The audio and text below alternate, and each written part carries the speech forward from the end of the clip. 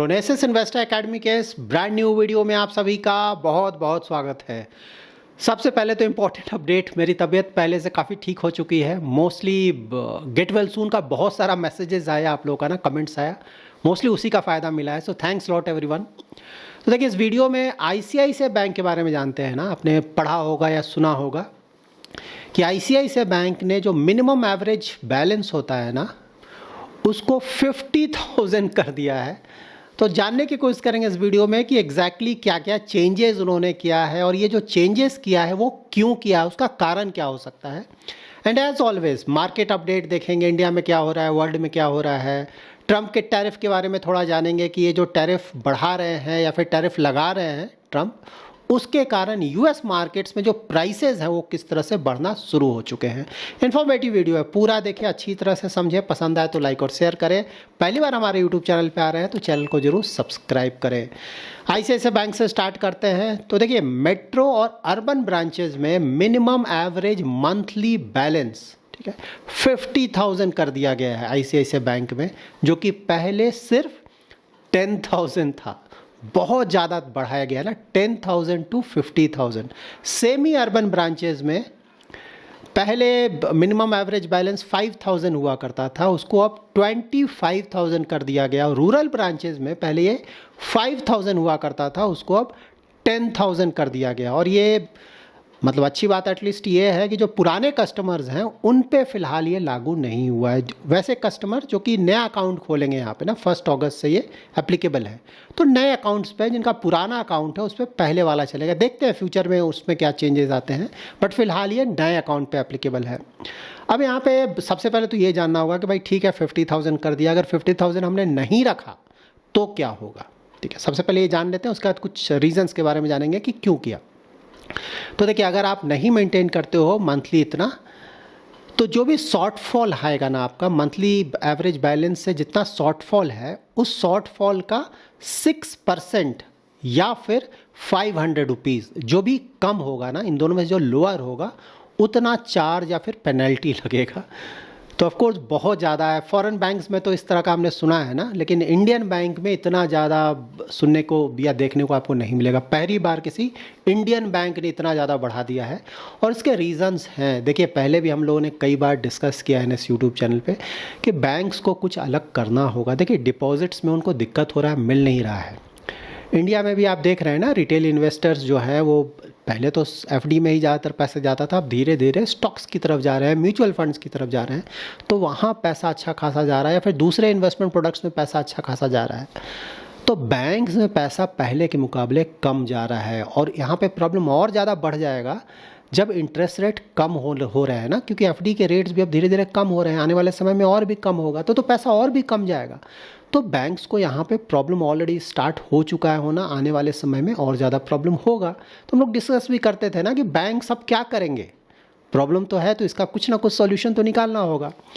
तो मे भी ICICI bank के तरफ से एक सॉल्यूशन निकाला गया है, ठीक है, और ये सॉल्यूशन यही है।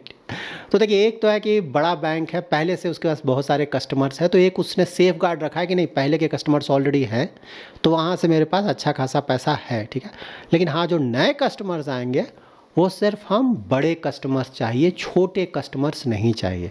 देखिए, 50,000 rupees monthly average balance maintain करना, ऑफ कोर्स मानकर आपको चलना होगा कि जिसके पास थोड़ा ज़्यादा पैसा वही करेगा। सारे कस्टमर्स यहाँ पे अकाउंट नहीं खोलेंगे, और आईसीआईसीआई बैंक यही चाहता है कि भाई सिर्फ वैसे कस्टमर्स हमारे साथ जुड़े जो कि एटलीस्ट 50,000 रखने से क्या होगा ना, उनका इंटरेस्ट रेट क्या है सेविंग्स बैंक का, 2.5%, 2.5% का इंटरेस्ट पे कर रहे हैं आपको, ठीक है। तो बहुत ही सस्ते रेट पे उनको पैसा मिल रहा है, जो कि लेंडिंग कर पाएंगे, कॉस्ट ऑफ फंड उनका काफ़ी कम होगा, ठीक है। इतने सस्ते रेट पे मिल रहा है 50,000। और देखिए, 50,000 मिनिमम बैलेंस के लिए जनरली आप 50,000 नहीं रखेंगे ना, जनरली उससे ज़्यादा ही एवरेज बैलेंस हो जाता है, ठीक है। मतलब 70,000, 80,000, 1 लाख इस तरह का एवरेज बैलेंस जनरली आप रखते हैं, क्योंकि आपको डर लगता है अरे 1-2 रुपया भी घट गया, थोड़ा भी कम हो गया तो पेनल्टी लग गया। ज़्यादा ही रखो ताकि अननेसरी हेडेक ना हो, ठीक है। तो वहाँ 50,000 से भी ज़्यादा ही होगा, ठीक है, जो कि मेंटेन करेंगे लोग, जो कि बैंक के लिए काफ़ी ज़्यादा बेनिफिशियल हो। कॉस्ट ऑफ फंड्स हैं वो उनका कमेगा, ठीक है। और ये जो शॉर्टफॉल हो रहा था उसमें कुछ हद तक कमी आएगा, ठीक है, एक ये हो गया। उसके बाद अगर आप सिर्फ बड़े कस्टमर्स को ले रहे हो तो इसका ये मतलब हुआ कि क्रॉस सेलिंग के चांसेस बहुत बढ़ जाते हैं ना। और बहुत सारे प्रोडक्ट्स हैं, म्यूचुअल फंड्स इनको बेचा जा सकता है, इंश्योरेंस बेचा जा सकता है। बड़े कस्टमर्स हैं तो जो लोन लेंगे वो भी थोड़ा बड़े साइज़ का लेंगे, ठीक है, मतलब हाउसिंग लोन लेंगे थोड़ा बड़ा लेंगे, पर्सनल लोन लेंगे थोड़ा बड़ा लेंगे, तो यहाँ पे टिकट साइज़ आपका बड़ा हो जाता है। तो वहाँ पे बैंक के लिए वो उनके मार्जिन्स को बढ़ाने में मदद करेगा, उनके प्रॉफिट को या प्रॉफिटेबिलिटी को, सभी मामले में ये मदद करेगा। बट हाँ, यहाँ पे रिस्क ये है कि अब इंडिया अभी भी ना कॉस्ट के मामले में बहुत ज़्यादा कॉन्शियस मार्केट है, सब कुछ यहाँ फ्री चाहिए होता है इंडिया में, ठीक है। वो देखना होगा कि वहाँ बैंक इस चीज़ को कैसे हैंडल करता है। लेकिन यहाँ पे ये भी ध्यान में रखना है कि इंडिया में भी धीरे धीरे जो वैल्यू कॉन्शियस लोग हैं ना, वो भी धीरे धीरे जो वैल्यू चेन है उसमें ऊपर जा रहे हैं। इसीलिए थोड़े महंगे प्रोडक्ट्स जो है ना, कई बार हमने इस यूट्यूब चैनल पर डिस्कस किया कि वो ज़्यादा बिक रहे हैं। इधर रिसेंट टाइम्स में हमने 1-2 साल से हम देख रहे हैं ना, जैसे कार्स हो गया ना, एसयूवी जो कि थोड़ा ज़्यादा महंगा होता है वो ज़्यादा बिक रहा है, जो सस्ते वाले कार्स हैं कम बिक रहे हैं। उसी तरह से दूसरे डिस्क्रिशनरी प्रोडक्ट्स में अगर आप देखेंगे ना, तो वैसे प्रोडक्ट जिसका कॉस्ट थोड़ा ज़्यादा है वहाँ पे डिमांड ज़्यादा है, जबकि नीचे वालों का डिमांड पहले के मुकाबले थोड़ा कमा है, ठीक है।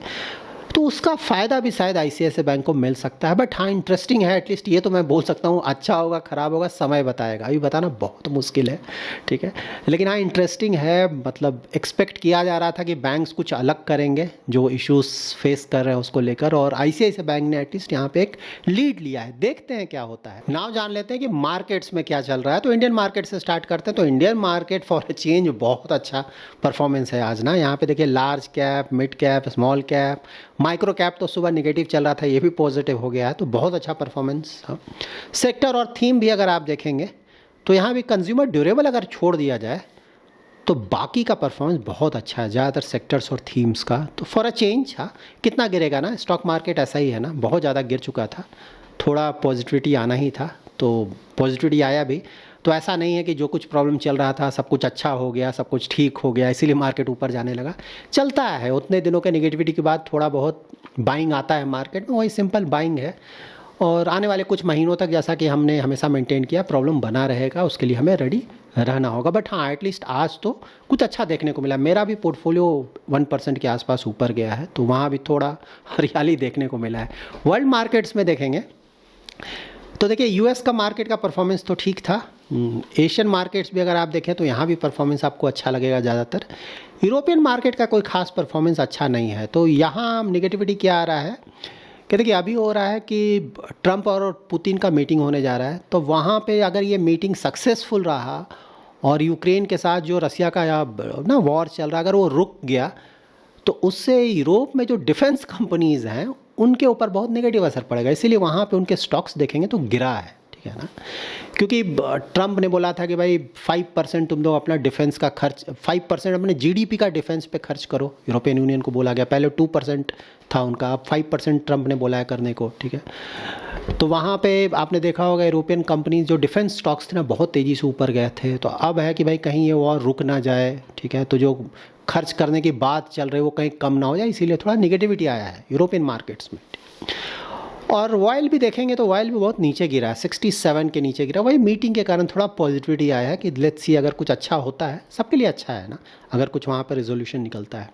नाउ जान लेते हैं, कुछ स्टडीज़ का रिपोर्ट आया है ना, एनालिसिस रिपोर्ट आया है कि भाई यूएस में किस तरह से प्राइसेस बढ़ रहे हैं या फिर आने वाले समय में बढ़ सकते हैं, फिर वहाँ पे जो लोग रह रहे हैं उस पर क्या फ़र्क पड़ सकता है, ठीक है। तो अभी ऑफ कोर्स इनिशियल डेज़ है, ठीक है, तो इसका रफ एस्टिमेट है। लेकिन हाँ, आने वाले 2-3 महीनों में हमें बहुत अच्छी क्लैरिटी मिल जाएगी, तो उसके बाद क्लियर पिक्चर पता चलेगा। बट हाँ, रफली एक अंडरस्टैंडिंग के लिए डेटा देख सकते हैं। ट्रंप के टैरिफ का अभी तक क्या असर पड़ा है, तो देखिए, अभी तक जो टैरिफ लगा है उसे बोला जा रहा है कि ओवरऑल जो कंज्यूमर प्राइस है ना, वो रफली 1.8% से बढ़ रहा है, 1.8% से, जो कि बहुत बड़ा रेट है, कम नहीं है, क्योंकि अभी पूरी तरह से कई जगह टैरिफ लगा नहीं है, ठीक है। तो आप ऑफ कोर्स उम्मीद कर सकते हैं कि आने वाले महीनों में शायद इससे भी ज़्यादा बढ़ेगा। और यहाँ पे बोला जा रहा है कि जो यूएस हाउस होल्ड का एनुअल परचेजिंग पावर है ना, वो इसके कारण रफली अबाउट $2,400 से कम हो रहा है, ठीक है। तो ऑफ कोर्स यहाँ पे वैसे लोग जिनका इनकम रिलेटिवली थोड़ा कम है उनके ऊपर बहुत ज़्यादा नेगेटिव असर पड़ेगा आने वाले समय में, ठीक है। और अब सबसे ज़्यादा नेगेटिव असर कहाँ पड़ेगा? नेचुरली जो लेबर वाले काम होते हैं ना, लेबर इंटेंसिव, मतलब जैसे क्लोथिंग हो गया, फुटवेयर हो गया, ये तो सब बाहर से ही आता है यूएस में, ठीक है। यूएस में तो इतना महंगा बनेगा कि दिक्कत हो जाएगा, ठीक है। तो सस्ता सस्ता बाहर से आता है। तो यहाँ पे बोला जा रहा है क्लोथिंग और फुटवेयर का जो शॉर्ट टर्म प्राइसेस है ना, वो 39% और 37% से बढ़ गया। मतलब शूज़ का 39% के आसपास प्राइस बढ़ गया, रफली मैं बता रहा हूँ ऑन एन एवरेज। और अपैरल दैट इज़ क्लोथिंग का अबाउट 37%। और बोला जा रहा है कि इवन लॉन्ग टर्म में भी, ये तो शॉर्ट टर्म में बड़ा ठीक बात है, लॉन्ग टर्म में भी प्राइसेस ऊपर ही रहेंगे।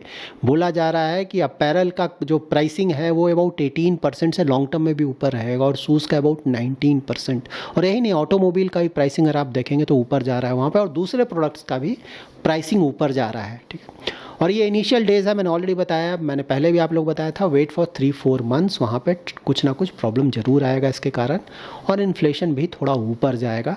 और ये जो जॉब का इशू है ना, तो वो भी आप देखेंगे कि धीरे धीरे जॉब भी वहाँ थोड़ा कम होंगे। स्टैगफ्लेशन जिसको बोलते हैं ना, उसका रिस्क यूएस में आने वाला है। So let's wait for few more months and then we'll see कि क्या होता है। So that's it in this video. अगर आपको ये वीडियो पसंद आया है तो जरूर लाइक एंड शेयर करें। पहली बार हमारे यूट्यूब चैनल पे आ रहे हैं तो चैनल को जरूर सब्सक्राइब करें। Thanks lot for watching.